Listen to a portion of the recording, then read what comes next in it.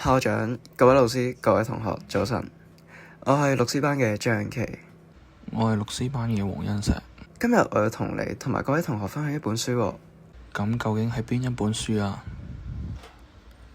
係魯迅嘅《彷徨》。《彷徨》係一本短篇嘅小說，收錄咗11篇嘅作品，包括祝福、幸福嘅家庭、弟兄、相逝等。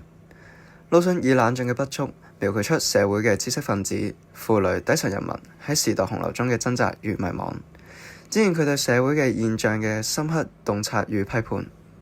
咁當中有冇令你印象深刻嘅故事啊？我印象最深刻嘅就係祝福。作品以魯迅為背景，透過祥林嫂嘅悲慘人生，揭露出封建社會對女性嘅壓迫與摧殘，並批判社會嘅冷漠與迷信。魯迅以冷靜嘅筆觸，描繪出一個傳統制度下被摧毀嘅女性形象，令人感到文字背後嘅力量與悲憤。我都有少少印象。故事嘅主角祥林嫂原是痿家山人，年輕時喪夫，為咗逃避改嫁而到老鄭做工。佢勤勞誠懇，原本希望能靠自己嘅努力重新生活，但係命運便沒善待佢。佢被婆婆硬咁帶走，改嫁俾何老六，而且生下一子。不幸的是，丈夫因病早逝，個仔都被野狼食咗。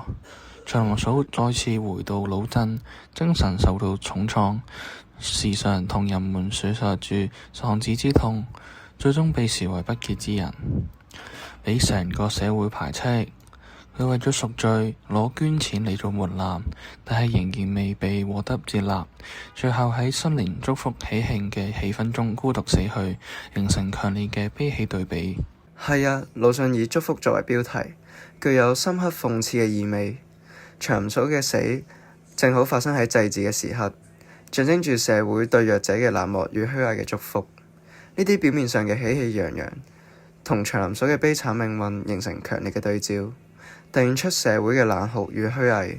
小說運用咗倒敘與插敘嘅敘事技巧，並以白描嘅手法畫刻人物，展現祥林嫂由勤勞堅強到精神崩潰嘅過程，令人動容。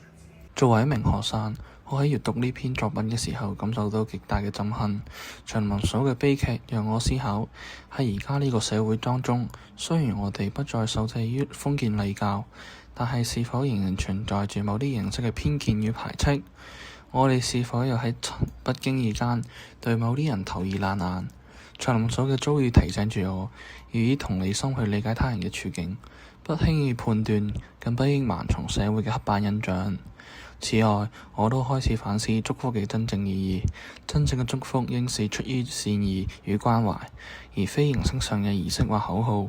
祥林嫂喺生命嘅最後時刻並未獲得真正嘅祝福，佢所面對嘅正係社會嘅冷眼與排斥。這讓我深會體會到，若是沒有理解與接納，祝福只是空洞的言語。祝福係一篇非常適合中學生嘅作品。佢不僅具備住豐富嘅文學技巧，如倒敘、插敘與白描手法，亦都引導學生深入討論社會制度同埋人性嘅議題。透過角色分析、情節討論同埋主題延伸，引導我哋思考咩先係真正嘅祝福，社會點對待弱者等呢啲問題，培養批判性思維同埋人民嘅關懷性，提升我哋嘅理解能力，亦都培養我哋嘅同理心同埋社會嘅責任感。總的來說，祝福係一篇充滿文學價值與社會意義嘅作品。佢不單止讓我感受到文學嘅深度，都提醒住我要以更寬容與理解嘅心看待他人。祥林嫂嘅故事雖然悲傷，但係佢嘅存在讓我不忘反思與改變。魯迅透過佢嘅命運，呼喚起我哋對社會制度、人性冷漠與真正祝福嘅深層思考。今日嘅分享完畢，多謝各位。